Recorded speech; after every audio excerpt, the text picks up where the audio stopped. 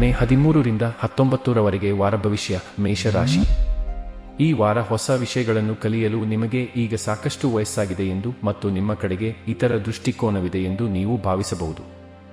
ಅಂತಹ ಪರಿಸ್ಥಿತಿಯಲ್ಲಿ ಅತಿಯಾಗಿ ಯೋಚಿಸುವ ಬದಲು ನಿಮ್ಮ ಸಾಮರ್ಥ್ಯವನ್ನು ನಂಬಿರಿ ಮತ್ತು ನಿಮ್ಮ ಸೃಜನಶೀಲ ಮತ್ತು ಕ್ರಿಯಾಶೀಲ ಚಿಂತನೆಯಿಂದ ನೀವು ಸುಲಭವಾಗಿ ಏನು ಬೇಕಾದರೂ ಕಲಿಯಬಹುದು ಎಂಬುದನ್ನು ಮರೆಯಬೇಡಿ.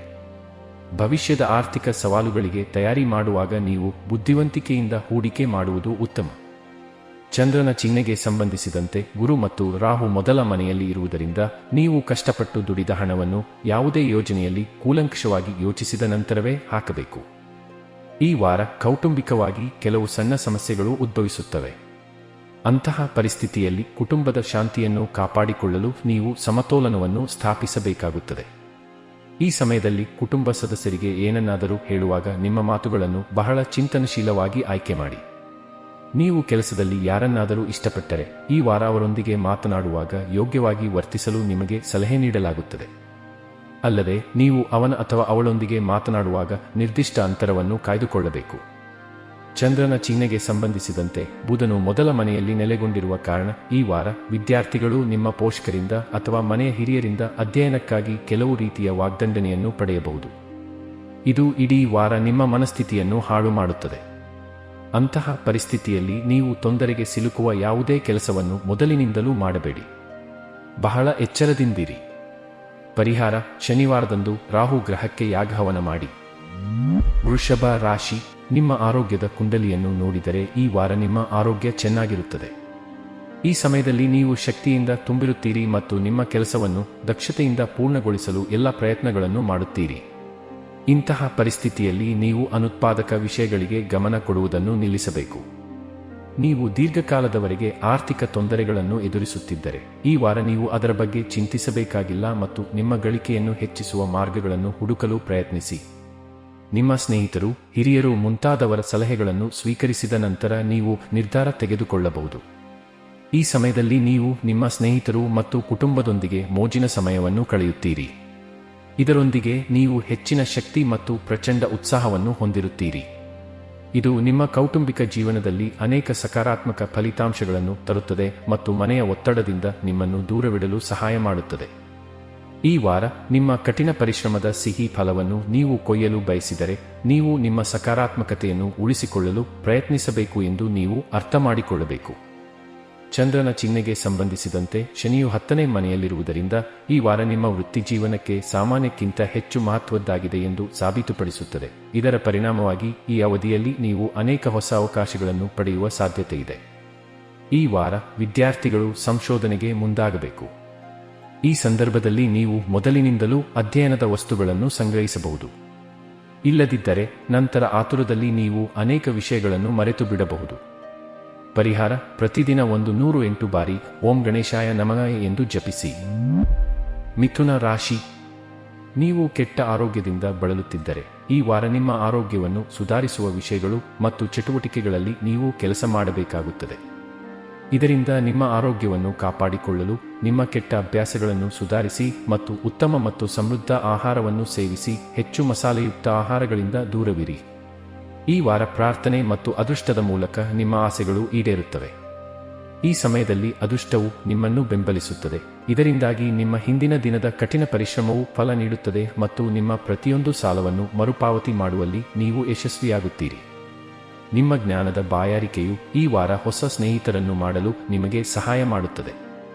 ಇದರೊಂದಿಗೆ ಒಬ್ಬ ಸದಸ್ಯರು ಮನೆಯಲ್ಲಿ ಮದುವೆಗೆ ಅರ್ಹರಾಗಿದ್ದರೆ ಅವರ ವಿವಾಹವು ಈ ವಾರ ನಿಶ್ಚಯವಾಗುವುದರಿಂದ ಮನೆಯಲ್ಲಿ ಅನುಕೂಲಕರ ವಾತಾವರಣವನ್ನು ಪಡೆಯುವ ಸಾಧ್ಯತೆಗಳು ಸಹ ಕಂಡುಬರುತ್ತವೆ. ಈ ವಾರ ನಿಮ್ಮ ಬಿಡುವಿನ ವೇಳೆಯಲ್ಲಿ ನೀವು ನಿಮ್ಮ ಮೊಬೈಲ್ನಲ್ಲಿ ವೆಬ್ ಸರಣಿಯನ್ನು ವೀಕ್ಷಿಸಬಹುದು ಮತ್ತು ನಿಮ್ಮ ಹಿರಿಯ ಅಧಿಕಾರಿಗಳು ನಿಮ್ಮನ್ನು ಇಷ್ಟಪಡದಿರಬಹುದು. ಇದು ಅವರ ಮುಂದೆ ನಿಮ್ಮ ವ್ಯಕ್ತಿತ್ವದ ಮೇಲೆ ಪರಿಣಾಮ ಬೀರುತ್ತದೆ. ಚಂದ್ರನ ರಾಶಿಗೆ ಸಂಬಂಧಿಸಿದಂತೆ ಬುಧನು 11ನೇ ಮನೆಯಲ್ಲಿರುವುದರಿಂದ ಈ ವಾರ ಸ್ಪರ್ಧಾತ್ಮಕ ಪರೀಕ್ಷೆಗಳಿಗೆ ತಯಾರಿ ನಡೆಸುತ್ತಿರುವ ವಿದ್ಯಾರ್ಥಿಗಳು ಇದ್ದಕ್ಕಿದ್ದಂತೆ ಯಶಸ್ಸನ್ನು ಪಡೆಯಬಹುದು. ಆದ್ದರಿಂದ ನೀವು ನಿಮ್ಮ ಗುರಿಗಳತ್ತ ಗಮನ ಹರಿಸಬೇಕು ಮತ್ತು ಕಠಿಣ ಪರಿಶ್ರಮ ಪಡಬೇಕು. ನಿರರ್ಥಕ ಚಟುವಟಿಕೆಗಳಲ್ಲಿ ತಮ್ಮ ಸಮಯವನ್ನು ವ್ಯರ್ಥ ಮಾಡುವ ವಿದ್ಯಾರ್ಥಿಗಳಿಂದ ದೂರವಿರಿ. ಪರಿಹಾರ: ಪುರಾತನ ಗ್ರಂಥವಾದ ವಿಷ್ಣು ಸಹಸ್ರನಾಮವನ್ನು ಪ್ರತಿದಿನ ಪಠಿಸಿ. ಕಟಕ ರಾಶಿ. ಆರೋಗ್ಯದ ವಿಷಯದಲ್ಲಿ ಈ ವಾರ ನಿಮಗೆ ಸಣ್ಣ ಪುಟ್ಟ ಸಮಸ್ಯೆಗಳಿರಬಹುದು, ಆದರೆ ಯಾವುದೇ ದೊಡ್ಡ ಅನಾರೋಗ್ಯ ಇರುವುದಿಲ್ಲ. ಆದ್ದರಿಂದ ನೀವು ತುಂಬಾ ಸಂತೋಷವಾಗಿರುತ್ತೀರಿ. ಅದೇನೇ ಇದ್ದರೂ ನೀವು ನಿಮ್ಮ ಆರೋಗ್ಯದ ಬಗ್ಗೆ ಯಾವುದೇ ರೀತಿಯ ಅಜಾಗರೂಕತೆಯನ್ನು ಮಾಡಬಾರದು ಮತ್ತು ಕಾಲಕಾಲಕ್ಕೆ ಯೋಗ, ಧ್ಯಾನ ಮತ್ತು ವ್ಯಾಯಾಮವನ್ನು ಮಾಡುತ್ತಾ ಇರಿ. ಇದರಿಂದ ನೀವು ನಿಮ್ಮನ್ನು ಫಿಟ್ ಮತ್ತು ಫೈನ್ ಆಗಿ ಇಟ್ಟುಕೊಳ್ಳಬಹುದು. ಈ ವಾರ ನಿಮಗೆ ತಿಳಿಸದೆ ನಿಮ್ಮ ಮನೆಗೆ ಅತಿಥಿಯ ಹಠಾತ್ ಆಗಮನವು ನಿಮ್ಮ ಆರ್ಥಿಕ ಪರಿಸ್ಥಿತಿಯನ್ನು ಸ್ವಲ್ಪ ಮಟ್ಟಿಗೆ ಹಾನಿಗೊಳಿಸುತ್ತದೆ. ಅತಿಥಿಗಳನ್ನು ಸಂತೋಷಪಡಿಸಲು ನೀವು ಅವರ ಆತಿಥ್ಯ ಮತ್ತು ಸೌಕರ್ಯಗಳಿಗೆ ಅಗತ್ಯಕ್ಕಿಂತ ಹೆಚ್ಚು ಖರ್ಚು ಮಾಡಬಹುದು. ಈ ವಾರ ನಿಮ್ಮ ಕುಟುಂಬದಲ್ಲಿ ಯಾರಾದರೂ ಸ್ಥಳಾಂತರಗೊಳ್ಳುವ ಸಾಧ್ಯತೆಯಿದೆ ಅಥವಾ ನಿಮ್ಮ ನಿವಾಸವನ್ನು ಬದಲಾಯಿಸಲು ನೀವು ಯೋಜಿಸುವ ಸಾಧ್ಯತೆಯಿದೆ. ನಿಮ್ಮ ಕುಟುಂಬ ಸದಸ್ಯರೊಂದಿಗೆ ಸಮಯ ಕಳೆಯುವುದು ಮತ್ತು ಪ್ರಮುಖ ವಿಷಯಗಳನ್ನು ಚರ್ಚಿಸುವುದನ್ನು ನೀವು ಕಾಣಬಹುದು. ಈ ವಾರ ನಿಮ್ಮ ಸೃಜನಾತ್ಮಕ ಸಾಮರ್ಥ್ಯದಲ್ಲಿ ತೀವ್ರ ಇಳಿಕೆ ಕಂಡುಬರುತ್ತದೆ. ಇದರಿಂದಾಗಿ ಮೇಲ್, ಇಂಟರ್ನೆಟ್ ಇತ್ಯಾದಿ ಮಾಧ್ಯಮವನ್ನು ಸರಿಯಾಗಿ ಬಳಸದೆ ನಿಮ್ಮ ಮೇಲಧಿಕಾರಿಗಳನ್ನು ಮೆಚ್ಚಿಸಲು ನೀವು ವಿಫಲರಾಗುತ್ತೀರಿ. ಇದು ನಿಮ್ಮ ಬಡ್ತಿಯ ಮೇಲೆ ಪರಿಣಾಮ ಬೀರುವುದು ಮಾತ್ರವಲ್ಲದೆ ವೃತ್ತಿಜೀವನದಲ್ಲಿ ನಿಮ್ಮ ವೇಗವನ್ನು ಕಡಿಮೆ ಮಾಡುತ್ತದೆ. ಈ ವಾರ ಶಿಕ್ಷಣ ಕ್ಷೇತ್ರದಲ್ಲಿ ನಿಮ್ಮ ಕಠಿಣ ಪರಿಶ್ರಮದಿಂದ ನೀವು ಉತ್ತಮ ಫಲಿತಾಂಶಗಳನ್ನು ತರುತ್ತೀರಿ. ಅಲ್ಲದೆ ಉನ್ನತ ಶಿಕ್ಷಣವನ್ನು ಪಡೆಯಲು ಯೋಚಿಸುತ್ತಿರುವವರಿಗೆ ಈ ಸಮಯವು ವಿಶೇಷವಾಗಿ ಉತ್ತಮವಾಗಿರುತ್ತದೆ, ಏಕೆಂದರೆ ಈ ದಿಕ್ಕಿನಲ್ಲಿ ನೀವು ಅನುಕೂಲಕರ ಫಲಿತಾಂಶಗಳನ್ನು ಪಡೆಯುತ್ತೀರಿ. ಚಂದ್ರನ ಚಿಹ್ನೆಗೆ ಸಂಬಂಧಿಸಿದಂತೆ ಬುಧನು 10ನೇ ಮನೆಯಲ್ಲಿರುವುದರಿಂದ ಸ್ಪರ್ಧಾತ್ಮಕ ಪರೀಕ್ಷೆಗಳಿಗೆ ತಯಾರಿ ನಡೆಸುತ್ತಿರುವ ವಿದ್ಯಾರ್ಥಿಗಳು ಕೆಲಸಗಳನ್ನು ಸಾಧಿಸಲು ಸ್ವಲ್ಪ ಹೆಚ್ಚು ಶ್ರಮಿಸಬೇಕಾಗುತ್ತದೆ. ಪರಿಹಾರ: ಸೋಮವಾರದಂದು ವಯಸ್ಸಾದ ಮಹಿಳೆಗೆ ಮೊಸರನ್ನವನ್ನು ದಾನ ಮಾಡಿ. ಸಿಂಹ ರಾಶಿ, ನಿಮಗೆ ಯಾವುದು ಹೆಚ್ಚು ಮುಖ್ಯವಾಗಿದೆ ಎಂದು ನಿಮಗೆ ಚೆನ್ನಾಗಿ ತಿಳಿದಿದೆ. ಆದ್ದರಿಂದ ನಿಮ್ಮ ಆರೋಗ್ಯವನ್ನು ಸುಧಾರಿಸಲು ನೀವು ಬಲಶಾಲಿ, ಬುದ್ಧಿವಂತ ಮತ್ತು ತ್ವರಿತ ನಿರ್ಧಾರಗಳನ್ನು ತೆಗೆದುಕೊಳ್ಳಬೇಕು. ಅಲ್ಲದೆ ಸವಾಲುಗಳನ್ನು ಎದುರಿಸಲು ಸಿದ್ಧರಾಗಿರಬೇಕು. ಈ ವಾರ ನಿಮ್ಮ ಖರ್ಚು ಮತ್ತು ಆದಾಯವನ್ನು ಗಮನದಲ್ಲಿಟ್ಟುಕೊಂಡು ನೀವು ಸರಿಯಾದ ಬಜೆಟ್ ಯೋಜನೆಯನ್ನು ಮಾಡಬೇಕಾಗುತ್ತದೆ. ಆದ್ದರಿಂದ ನೀವು ಮೊದಲಿನಿಂದಲೂ ನಿಮ್ಮ ಖರ್ಚುಗಳನ್ನು ಅದಕ್ಕೆ ತಕ್ಕಂತೆ ಮಾಡಬೇಕು. ನಿಮ್ಮ ಹಿರಿಯರು, ಪೋಷಕರು ಮುಂತಾದವರಿಂದ ನೀವು ಸಲಹೆಯನ್ನು ಸಹ ಪಡೆಯಬಹುದು ಮತ್ತು ಆಲೋಚಿಸಬಹುದು. ಈ ವಾರ ನಿಮ್ಮ ತಮಾಷೆಯ ಸ್ವಭಾವದಿಂದಾಗಿ ನೀವು ನಿಮ್ಮ ಮನೆ ಮತ್ತು ಕುಟುಂಬದ ವಾತಾವರಣವನ್ನು ಸಾಮಾನ್ಯಕ್ಕಿಂತ ಹೆಚ್ಚು ಸಂತೋಷದಿಂದ ಕೂಡಿರುವಂತೆ ಮಾಡುತ್ತೀರಿ. ಚಂದ್ರನ ರಾಶಿಗೆ ಸಂಬಂಧಿಸಿದಂತೆ ಬುಧನು 9ನೇ ಮನೆಯಲ್ಲಿ ಇರುವುದರಿಂದ ಈ ಸಮಯದಲ್ಲಿ ಅದ್ಭುತ ಸಂಜೆ ಅಥವಾ ಒಟ್ಟಿಗೆ ಸೇರಲು ನಿಮ್ಮ ಕೆಲವು ಸಂಬಂಧಿಕರು ಅಥವಾ ಸ್ನೇಹಿತರು ನಿಮ್ಮ ಮನೆಗೆ ಬರಬಹುದು. ಈ ಸಮಯವು ನಿಮಗೆ ಸಾಕಷ್ಟು ಒಳ್ಳೆಯದು ಎಂದು ಸಾಬೀತುಪಡಿಸುತ್ತದೆ, ಏಕೆಂದರೆ ಈ ಸಮಯದಲ್ಲಿ ನೀವು ಕೆಲವು ಹೊಸ ಉತ್ಪನ್ನಗಳನ್ನು ಪರಿಚಯಿಸಬಹುದು. ಇದರೊಂದಿಗೆ ಈ ವಾರದ ಕೆಲವು ರಿಸ್ಕ್ ತೆಗೆದುಕೊಳ್ಳಲು ನೀವು ಹಿಂಜರಿಯುವುದಿಲ್ಲ. ಇದು ಈ ಸಮಯದಲ್ಲಿ ಖಂಡಿತವಾಗಿಯೂ ನಿಮಗೆ ಪ್ರಯೋಜನವನ್ನು ನೀಡುತ್ತದೆ. ಈ ವಾರ ನಿಮ್ಮ ರಾಶಿಚಕ್ರ ಚಿಹ್ನೆಯ ವಿದ್ಯಾರ್ಥಿಗಳು ನಿಮ್ಮ ಆರೋಗ್ಯದ ಬಗ್ಗೆ ಅಸಡ್ಡೆ ತೋರದಂತೆ ಸಲಹೆ ನೀಡಲಾಗುತ್ತದೆ. ಇದರೊಂದಿಗೆ ನೀವು ಆರೋಗ್ಯವಾಗಿರಲು ಕಾಲಕಾಲಕ್ಕೆ ಸಮತೋಲಿತ ಆಹಾರ ಸೇವಿಸುವುದರ ಜೊತೆಗೆ ನಿಮ್ಮ ದಿನಚರಿಯನ್ನು ಸುಧಾರಿಸಬೇಕಾಗುತ್ತದೆ, ಏಕೆಂದರೆ ಈ ಸಮಯದಲ್ಲಿ ಕಳಪೆ ಆರೋಗ್ಯದ ಕಾರಣದಿಂದಾಗಿ ನಿಮ್ಮ ಶೈಕ್ಷಣಿಕ ವೇಗವು ನಿಧಾನವಾಗಬಹುದು. ಪರಿಹಾರ: ಪ್ರತಿದಿನ 44 ಬಾರಿ ಓಂ ಮಂದಾಯ ನಮಃ ಎಂದು ಜಪಿಸಿ.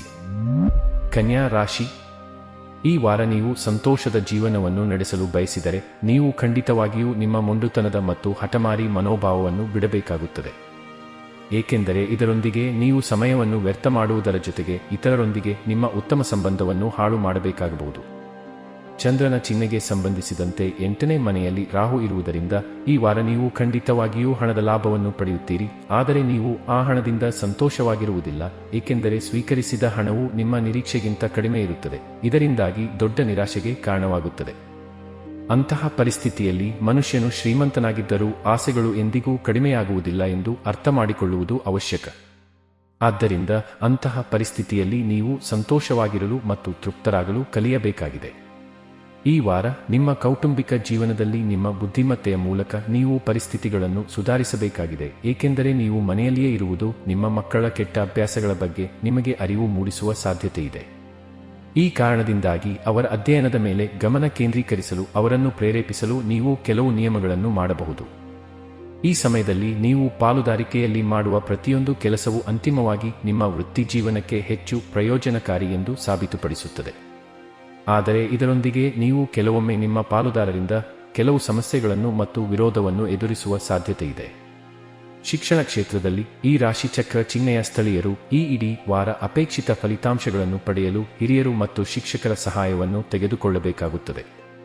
ಅಂತಹ ಪರಿಸ್ಥಿತಿಯಲ್ಲಿ ನೀವು ಒಬ್ಬಂಟಿಯಾಗಿದ್ದರೆ ಮತ್ತು ಪ್ರತಿ ವಿಷಯವನ್ನು ಅರ್ಥಮಾಡಿಕೊಳ್ಳಲು ಪ್ರಯತ್ನಿಸುತ್ತಿದ್ದರೆ ನೀವು ಅದರ ಮೇಲೆ ಹೆಚ್ಚು ಶಕ್ತಿ ಮತ್ತು ಸಮಯವನ್ನು ವ್ಯಯಿಸಬೇಕು ಎಂದು ಅರ್ಥಮಾಡಿಕೊಳ್ಳಿ. ಆದ್ದರಿಂದ ನೀವು ಅಧ್ಯಯನ ಮಾಡುವಾಗ ಹಿರಿಯರ ಸಹಾಯವನ್ನು ಪಡೆಯುವುದು ಉತ್ತಮ. ಪರಿಹಾರ: ಪ್ರತಿದಿನ 41 ಬಾರಿ ಓಂ ಬುಧಾಯ ನಮಃ ಎಂದು ಜಪಿಸಿ. ತುಲಾ ರಾಶಿ.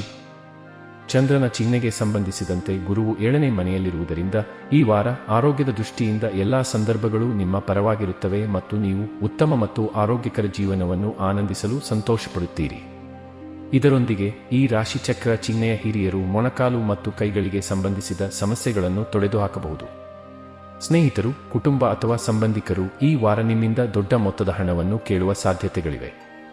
ಚಂದ್ರನ ಚಿಹ್ನೆಗೆ ಸಂಬಂಧಿಸಿದಂತೆ ಕೇತುವು ಮೊದಲ ಮನೆಯಲ್ಲಿದೆ ಮತ್ತು ಯೋಗಗಳ ಪ್ರಕಾರ ಅವರಿಗೆ ಯಾವುದೇ ರೀತಿಯ ಹಣವನ್ನು ಸಾಲವಾಗಿ ನೀಡುವುದರಿಂದ ಆರ್ಥಿಕವಾಗಿ ತೊಂದರೆ ತರಬಹುದು. ಮನೆಯಲ್ಲಿನ ಕೆಲವು ಬದಲಾವಣೆಗಳಿಂದಾಗಿ ಈ ವಾರ ನೀವು ಜನರೊಂದಿಗೆ ಸಂಘರ್ಷವನ್ನು ಹೊಂದಿರಬಹುದು. ಇದು ನಿಮ್ಮ ಗೌರವದಲ್ಲಿ ಕುಸಿತವನ್ನು ತರುತ್ತದೆ, ಜೊತೆಗೆ ನೀವು ಕುಟುಂಬದ ಉದಾಸೀನತೆಯನ್ನು ಎದುರಿಸಬೇಕಾಗಬಹುದು. ಕೆಲಸದ ಸ್ಥಳದಲ್ಲಿ ಈ ಇಡೀ ವಾರದಲ್ಲಿ ವಿರುದ್ಧ ಲಿಂಗದ ಯಾರಿಗಾದರೂ ನಿಮ್ಮ ಹೃದಯ ಬಿಚ್ಚಿ ಮಾತನಾಡುವುದನ್ನು ನೀವು ತಪ್ಪಿಸಬೇಕು. ಇಲ್ಲದಿದ್ದರೆ ನಿಮ್ಮ ನಿಂದೆಯ ಜೊತೆಗೆ ನಿಮ್ಮ ಇಮೇಜ್ ಹಾನಿಗೊಳಗಾಗಬಹುದು. ಆದ್ದರಿಂದ ನೀವು ನಂತರ ವಿಷಾದಿಸಬೇಕಾಗಬಹುದು. ಈ ವಾರ ವಿದ್ಯಾರ್ಥಿಗಳು ತಮ್ಮ ಶಿಕ್ಷಣಕ್ಕೆ ಸಂಬಂಧಿಸಿದಂತೆ ತಾವು ಇನ್ನೂ ಸಿದ್ಧವಾಗಿರದಂತಹ ನಿರ್ಧಾರವನ್ನು ತೆಗೆದುಕೊಳ್ಳಬೇಕಾಗುತ್ತದೆ. ಇದು ನಿಮ್ಮ ಒತ್ತಡವನ್ನು ಕೂಡ ಹೆಚ್ಚಿಸುತ್ತದೆ. ಅಂತಹ ಪರಿಸ್ಥಿತಿಯಲ್ಲಿ ಯಾವುದೇ ರೀತಿಯ ನಿರ್ಧಾರವನ್ನು ತೆಗೆದುಕೊಳ್ಳುವ ಮೊದಲು ನೀವು ಹಿರಿಯರನ್ನು ಸಂಪರ್ಕಿಸುವುದು ಸೂಕ್ತವಾಗಿರುತ್ತದೆ. ಪರಿಹಾರ: ಪುರಾತನ ಗ್ರಂಥವಾದ ಲಲಿತಾ ಸಹಸ್ರನಾಮವನ್ನು ಪ್ರತಿದಿನ ಪಠಿಸಿ. ವೃಶ್ಚಿಕ ರಾಶಿ. ಈ ವಾರ ಸಿಹಿಯಾದ ವಸ್ತುಗಳನ್ನು ತಿನ್ನುವ ಬಯಕೆ ನಿಮ್ಮ ಮನಸ್ಸಿನಲ್ಲಿ ಉದ್ಭವಿಸಬಹುದು, ಅದನ್ನು ನೀವು ಪೂರೈಸುತ್ತೀರಿ. ಆದರೆ ಈ ಸಮಯದಲ್ಲಿ ನಿಮ್ಮ ಆಸೆಗಳು ನಿಮಗೆ ದೀರ್ಘಕಾಲದ ಮಧುಮೇಹ ಅಥವಾ ತೂಕ ಹೆಚ್ಚಾಗುವ ಸಮಸ್ಯೆಗಳನ್ನು ನೀಡಬಹುದು ಎಂಬುದನ್ನು ನೀವು ಮರೆಯಬಾರದು. ಚಂದ್ರನ ಚಿಹ್ನೆಗೆ ಸಂಬಂಧಿಸಿದಂತೆ ಗುರುವು 6ನೇ ಮನೆಯಲ್ಲಿರುವುದರಿಂದ ನೀವು ಈ ವಾರ ನಿಮ್ಮ ಸ್ನೇಹಿತರು ಅಥವಾ ಕುಟುಂಬದೊಂದಿಗೆ ಹ್ಯಾಂಗ್ ಔಟ್ ಮಾಡಲು ಹೋದರೆ ನಿಮ್ಮ ಹಣವನ್ನು ಬುದ್ಧಿವಂತಿಕೆಯಿಂದ ಖರ್ಚು ಮಾಡಲು ಸಲಹೆ ನೀಡಲಾಗುತ್ತದೆ.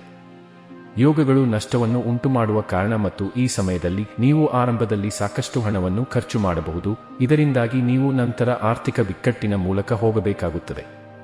ಇಡೀ ವಾರದಲ್ಲಿ ನೀವು ಕಾಲಕಾಲಕ್ಕೆ ನಿಮ್ಮ ಸಹೋದರ ಸಹೋದರಿಯರಿಂದ ಬೆಂಬಲವನ್ನು ಪಡೆಯುತ್ತೀರಿ ಮತ್ತು ನಿಮ್ಮ ಕುಟುಂಬ ಜೀವನವನ್ನು ಶಾಂತವಾಗಿ ಮತ್ತು ಸಂತೋಷದಿಂದ ನಡೆಸಲು ಸಾಧ್ಯವಾಗುತ್ತದೆ. ಆದ್ದರಿಂದ ನೀವು ಪ್ರತಿದಿನವೂ ನಿಮ್ಮ ಒಡಹುಟ್ಟಿದವರೊಂದಿಗೆ ವಿಷಯಗಳನ್ನು ಚರ್ಚಿಸುವುದು ಉತ್ತಮ. ಈ ವಾರ ನಿಮ್ಮ ಮಾತಿನಲ್ಲಿ ಕಠೋರತೆಯನ್ನು ಕಾಣಬಹುದು. ಈ ಕಾರಣದಿಂದಾಗಿ ನೀವು ಕೆಲಸದ ಸ್ಥಳದಲ್ಲಿ ಅನುಪಯುಕ್ತ ಅಥವಾ ಕ್ಷುಲ್ಲಕ ವಿಷಯಗಳಿಗೆ ಇತರರೊಂದಿಗೆ ಜಗಳವಾಡುವುದನ್ನು ಕಾಣಬಹುದು. ಇದರ ಋಣಾತ್ಮಕ ಪರಿಣಾಮವು ನಿಮ್ಮ ಇಮೇಜ್ಗೆ ಹಾನಿಯುಂಟು ಮಾಡುವುದಲ್ಲದೆ ನಿಮ್ಮ ವೃತ್ತಿ ಜೀವನದಲ್ಲಿ ಸಹೋದ್ಯೋಗಿಗಳಿಂದ ಸರಿಯಾದ ಬೆಂಬಲವನ್ನು ಪಡೆಯುವುದು ಕಷ್ಟವಾಗುತ್ತದೆ. ಚಂದ್ರನ ಚಿಹ್ನೆಗೆ ಸಂಬಂಧಿಸಿದಂತೆ ಬುಧವು 6ನೇ ಮನೆಯಲ್ಲಿರುವುದರಿಂದ ಈ ವಾರ ಹಾಸ್ಟೆಲ್ ಅಥವಾ ಬೋರ್ಡಿಂಗ್ ಶಾಲೆಗಳಲ್ಲಿ ವಾಸಿಸುವ ವಿದ್ಯಾರ್ಥಿಗಳು ಕೆಲವು ವಿಶೇಷ ಗಮನದೊಂದಿಗೆ ಹೆಚ್ಚು ಶ್ರಮಿಸಬೇಕಾಗುತ್ತದೆ, ಏಕೆಂದರೆ ಆಗ ಮಾತ್ರ ಒಳ್ಳೆಯ ಫಲಿತಾಂಶ ಸಿಗುತ್ತದೆ. ಮತ್ತೊಂದೆಡೆ ನೀವು ವಿದೇಶಕ್ಕೆ ಹೋಗಲು ಯೋಚಿಸುತ್ತಿರುವ ವಿದ್ಯಾರ್ಥಿಗಳ ಬಗ್ಗೆ ಮಾತನಾಡಿದರೆ ಮಧ್ಯಭಾಗದ ನಂತರ ಹತ್ತಿರದ ಸಂಬಂಧಿಯಿಂದ ಅವರು ವಿದೇಶಿ ಕಾಲೇಜು ಅಥವಾ ಶಾಲೆಯಲ್ಲಿ ಪ್ರವೇಶದ ಬಗ್ಗೆ ಒಳ್ಳೆಯ ಸುದ್ದಿ ಪಡೆಯಬಹುದು. ಪರಿಹಾರ: ಪ್ರತಿದಿನ 27 ಬಾರಿ ಓಂ ಭೌಮಾಯ ನಮಃ ಎಂದು ಜಪಿಸಿ. ಧನು ರಾಶಿ. ಆರೋಗ್ಯದ ವಿಷಯದಲ್ಲಿ ಸಮಯವು ವಿಶೇಷವಾಗಿ ಉತ್ತಮವಾಗಿರುತ್ತದೆ ಮತ್ತು ಅದು ನಿಮ್ಮ ಆರೋಗ್ಯವನ್ನು ಬಲಪಡಿಸುತ್ತದೆ. ನಿಮ್ಮ ಕುಟುಂಬದ ಜನರ ಬಗ್ಗೆಯೂ ನೀವು ಹೆಚ್ಚಿನ ಕಾಳಜಿ ವಹಿಸುತ್ತೀರಿ. ಇದು ಕುಟುಂಬದಲ್ಲಿ ನಿಮ್ಮ ಗೌರವವನ್ನು ಹೆಚ್ಚಿಸುವ ಸಾಧ್ಯತೆಯಿದೆ. ಚಂದ್ರನ ಚಿಹ್ನೆಗೆ ಸಂಬಂಧಿಸಿದಂತೆ ಗುರುವು 5ನೇ ಮನೆಯಲ್ಲಿರುವುದರಿಂದ ಒಟ್ಟಾರೆಯಾಗಿ ಈ ವಾರ ನಿಮಗೆ ಆರೋಗ್ಯದ ದೃಷ್ಟಿಯಿಂದ ಉತ್ತಮವಾಗಿರುತ್ತದೆ. ನಿಮ್ಮ ಆದಾಯವನ್ನು ಹೆಚ್ಚಿಸಲು ನೀವು ವಿಭಿನ್ನ ಮತ್ತು ಹೊಸ ಮೂಲಗಳನ್ನು ಹುಡುಕುತ್ತಿದ್ದರೆ ನೀವು ಸುರಕ್ಷಿತವೆಂದು ಭಾವಿಸುವ ಯೋಜನೆಗಳಲ್ಲಿ ಮಾತ್ರ ಹೂಡಿಕೆ ಮಾಡಬೇಕು. ಇದಕ್ಕಾಗಿ ಅಗತ್ಯವಿದ್ದರೆ ನೀವು ಸಲಹೆಗಾರರ ಅಥವಾ ತಜ್ಞರ ಸಹಾಯವನ್ನು ಸಹ ಪಡೆಯಬಹುದು.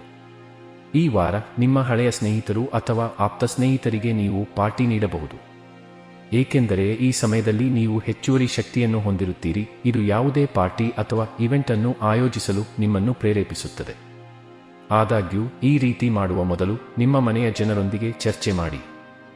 ಈ ವಾರ ನಿಮ್ಮ ಹಿರಿಯ ಅಧಿಕಾರಿಗಳಿಂದ ನಿಮ್ಮನ್ನು ನಿಂದಿಸಲಾಗಿದ್ದ ಹಲವಾರು ಅಪೂರ್ಣ ಕಾರ್ಯಗಳನ್ನು ಪೂರ್ಣಗೊಳಿಸಲು ನೀವು ವಿಫಲರಾಗಬಹುದು. ಇದು ನಿಮ್ಮ ಮಾನಸಿಕ ಒತ್ತಡವನ್ನು ಹೆಚ್ಚಿಸುತ್ತದೆ ಮತ್ತು ಅದೇ ಸಮಯದಲ್ಲಿ ಈ ಯೋಜನೆಗಳು ಅಥವಾ ಕಾರ್ಯಗಳು ನಿಮ್ಮಿಂದ ಬೇರೆಯವರಿಗೆ ವರ್ಗಾವಣೆಯಾಗುವ ಸಾಧ್ಯತೆಗಳಿವೆ. ಈ ವಾರ ನಿಮ್ಮ ವೈಯಕ್ತಿಕ ಜೀವನದಲ್ಲಿ ಪರಿಸ್ಥಿತಿಗಳು ಸಾಮಾನ್ಯವಾಗುವುದರಿಂದ ನಿಮ್ಮ ಮನಸ್ಸು ಓದುವಿಕೆ ಮತ್ತು ಬರವಣಿಗೆಯಲ್ಲಿ ತೊಡಗಿರುತ್ತದೆ. ಇದರೊಂದಿಗೆ ನೀವು ನಿಮ್ಮ ಗೊಂದಲಗಳನ್ನು ತೊಡೆದುಹಾಕುತ್ತೀರಿ ಮತ್ತು ಪರಿಣಾಮವಾಗಿ ನಿಮ್ಮ ಪರೀಕ್ಷೆಯಲ್ಲಿ ಯಶಸ್ಸಿನತ್ತ ಸಾಗುತ್ತಿರುವುದನ್ನು ನೀವು ಕಾಣಬಹುದು. ಪರಿಹಾರ: ಗುರುವಾರದಂದು ವೃದ್ಧ ಬ್ರಾಹ್ಮಣನಿಗೆ ಅನ್ನದಾನ ಮಾಡಿ. ಮಕರ ರಾಶಿ. ನಿಮ್ಮ ಪೋಷಕರ ಕಳಪೆ ಆರೋಗ್ಯವು ಈ ವಾರ ನಿಮ್ಮ ಚಿಂತೆಗಳಿಗೆ ಮುಖ್ಯ ಕಾರಣವಾಗಬಹುದು. ಅಂತಹ ಪರಿಸ್ಥಿತಿಯಲ್ಲಿ ನಿಮ್ಮನ್ನು ಎಲ್ಲ ರೀತಿಯ ಆತಂಕಗಳಿಂದ ಮುಕ್ತವಾಗಿಟ್ಟುಕೊಳ್ಳಲು ಮತ್ತು ನಿಮ್ಮ ಆತ್ಮಶಾಂತಿಯನ್ನು ಮರಳಿ ಪಡೆಯಲು ಯಾವುದೇ ರೀತಿಯ ಚಟುವಟಿಕೆಗಳನ್ನು ಮಾಡುತ್ತಾ ಸಮಯ ಕಳೆಯಿರಿ. ಈ ವಾರ ನೀವು ಎಟಿಎಂನಿಂದ ಹಣವನ್ನು ಹಿಂಪಡೆಯುವ ಸಾಧ್ಯತೆಯಿದೆ, ಆದರೆ ಕೆಲವು ಕಾರಣಗಳಿಂದ ಹಣ ಅಥವಾ ನಿಮ್ಮ ವ್ಯಾಲೆಟ್ ಕಳೆದು ಹೋಗಬಹುದು. ಆದ್ದರಿಂದ ಅಂತಹ ಪ್ರತಿಕೂಲತೆಯನ್ನು ತಪ್ಪಿಸಲು ನೀವು ಜಾಗರೂಕರಾಗಿರಬೇಕು. ಇಲ್ಲದಿದ್ದರೆ ಈ ವಿಷಯಗಳಲ್ಲಿ ನಿಮ್ಮ ಎಚ್ಚರಿಕೆಯ ಕೊರತೆಯು ನಿಮಗೆ ದೊಡ್ಡ ಹಾನಿಯನ್ನುಂಟು ಮಾಡುತ್ತದೆ. ಈ ವಾರ ನಿಮ್ಮ ಹಳೆಯ ಸ್ನೇಹಿತರು ಅಥವಾ ಆಪ್ತ ಸ್ನೇಹಿತರಿಗೆ ನೀವು ಪಾರ್ಟಿ ನೀಡಬಹುದು, ಏಕೆಂದರೆ ಈ ಸಮಯದಲ್ಲಿ ನೀವು ಹೆಚ್ಚುವರಿ ಶಕ್ತಿಯನ್ನು ಹೊಂದಿರುತ್ತೀರಿ. ಇದು ಯಾವುದೇ ಪಾರ್ಟಿ ಅಥವಾ ಇವೆಂಟ್ ಅನ್ನು ಆಯೋಜಿಸಲು ನಿಮ್ಮನ್ನು ಪ್ರೇರೇಪಿಸುತ್ತದೆ. ಆದಾಗ್ಯೂ ಈ ರೀತಿ ಮಾಡುವ ಮೊದಲು ನಿಮ್ಮ ಮನೆಯ ಜನರೊಂದಿಗೆ ಚರ್ಚೆ ಮಾಡಿ. ವ್ಯಾಪಾರಿಗಳು ಈ ವಾರ ಒಂದೋ ಎರಡೋ ಸವಾಲನ್ನು ಎದುರಿಸಬೇಕಾಗಬಹುದು. ಚಂದ್ರನ ಚಿಹ್ನೆಗೆ ಸಂಬಂಧಿಸಿದಂತೆ ಬುಧವು 4ನೇ ಮನೆಯಲ್ಲಿರುವುದರಿಂದ ವೃತ್ತಿಪರ ಕೋರ್ಸ್ಗೆ ಪ್ರವೇಶ ಪಡೆಯಲು ಬಯಸುವ ವಿದ್ಯಾರ್ಥಿಗಳಿಗೆ ವಾರವು ಹೆಚ್ಚು ಅನುಕೂಲಕರವಾಗಿರುತ್ತದೆ, ಏಕೆಂದರೆ ನಿಮ್ಮ ಆಯ್ಕೆಯ ಕಾಲೇಜಿಗೆ ಪ್ರವೇಶಿಸುವಲ್ಲಿ ನಿಮ್ಮ ಹಿಂದಿನ ಪ್ರಯತ್ನಗಳು ನಿಮಗೆ ಫಲ ನೀಡುತ್ತವೆ ಮತ್ತು ಇದು ನಿಮಗೆ ಮತ್ತಷ್ಟು ಸಹಾಯ ಮಾಡುತ್ತದೆ. ಪರಿಹಾರ: ಪ್ರತಿದಿನ 44 ಬಾರಿ ಓಂ ಶನೈಶ್ವರಾಯ ನಮಃ ಎಂದು ಜಪಿಸಿ. ಕುಂಭ ರಾಶಿ. ಚಂದ್ರನ ಚಿಹ್ನೆಗೆ ಸಂಬಂಧಿಸಿದಂತೆ ಶನಿಯು ಮೊದಲ ಮನೆಯಲ್ಲಿ ಇರುವುದರಿಂದ ಕೆಲಸದ ಸ್ಥಳದಲ್ಲಿ ಈ ವಾರದಲ್ಲಿ ನಿಮ್ಮ ಭಾವನೆಗಳನ್ನು, ವಿಶೇಷವಾಗಿ ನಿಮ್ಮ ಕೋಪವನ್ನು ನೀವು ನಿಯಂತ್ರಿಸಬೇಕಾಗುತ್ತದೆ, ಏಕೆಂದರೆ ನೀವು ಸಹೋದ್ಯೋಗಿಯಿಂದ ಮೋಸ ಹೋಗಬಹುದು. ಇದರಿಂದ ನೀವು ಅವರೊಂದಿಗೆ ಜಗಳವಾಡಬಹುದು.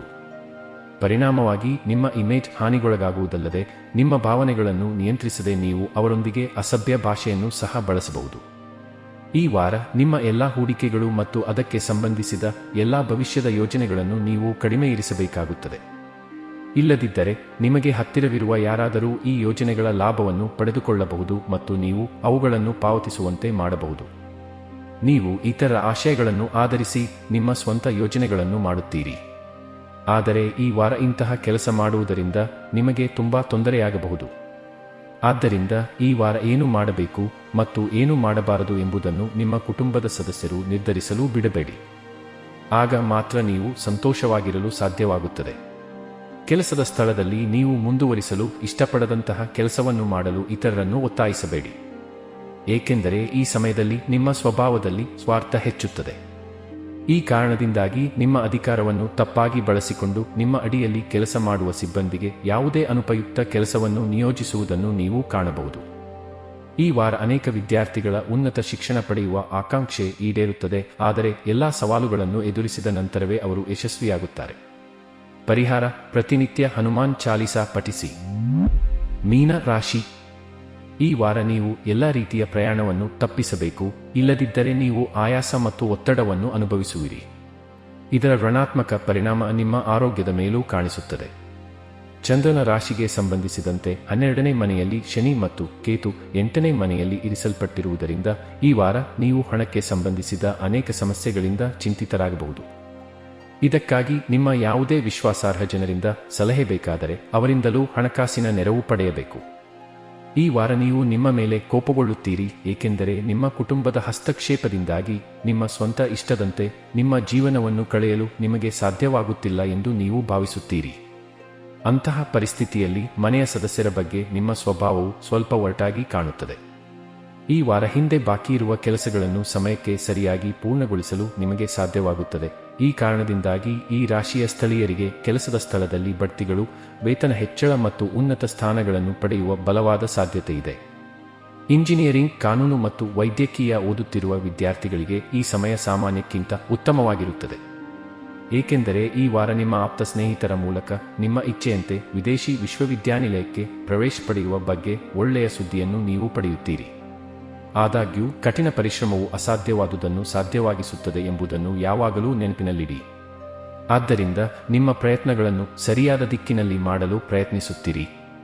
ಪರಿಹಾರ: ಪ್ರಾಚೀನ ಗ್ರಂಥವಾದ ಲಿಂಗಾಷ್ಟಕವನ್ನು ಪ್ರತಿದಿನ ಪಠಿಸಿ.